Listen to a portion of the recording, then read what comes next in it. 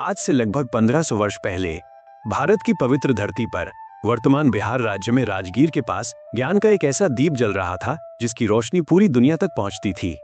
ये था नालंदा महाविहार, दुनिया का पहला महान आवासीय विश्वविद्यालय। इसकी स्थापना लगभग 427 ईस्वी में भारत के स्वर्णिम युग गुप्त वंश के महान सम्राट कुमार गुप्त प्रथम द्वारा की गई थी, जिन्हें शक्रादित्य भी कहा जाता था। गुप्त काल को भारतीय इतिहास का स्वर्ण युग माना जाता है, जब विज्ञान, गणित, कला और दर्शन अपने चरम पर थे। नालंदा शब्द संस्कृत से बना है, जिसका अर्थ है ज्ञान देने वाला जिसका अंत न हो, और सच में नालंदा ज्ञान का अनंत स्रोत बन गया। 5वीं और 6ठी शताब्दी ईस्वी के दौरान गुप्त शासकों के संरक्षण में नालंदा तेजी से विकसित हुआ।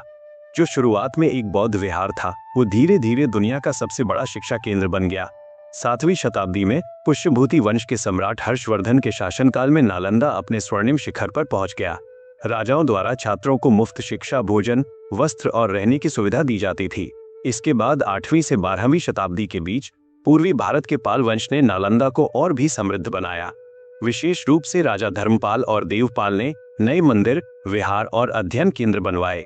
अपने चरम समय में नालंदा में लगभग 10,000 विद्यार्थी और 2000 आचार्य अध्ययन और अध्यापन करते थे।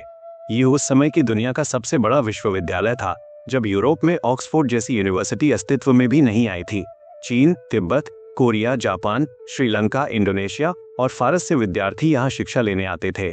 630 ईस्वी में चीन से आए महान बौद्ध भिक्षु और यात्री हुएनसांग ने नालंदा में कई वर्षों तक अध्ययन किया। उन्होंने अपने लेखों में नालंदा को दुनिया का सबसे महान शिक्षा केंद्र बताया। 673 ईस्वी में एक अन्य चीनी विद्वान इत्सिंग भी यहाँ आए और उन्होंने छात्रों के अनुशासित जीवन और शिक्षा प्रणाली का विस्तार से वर्णन किया।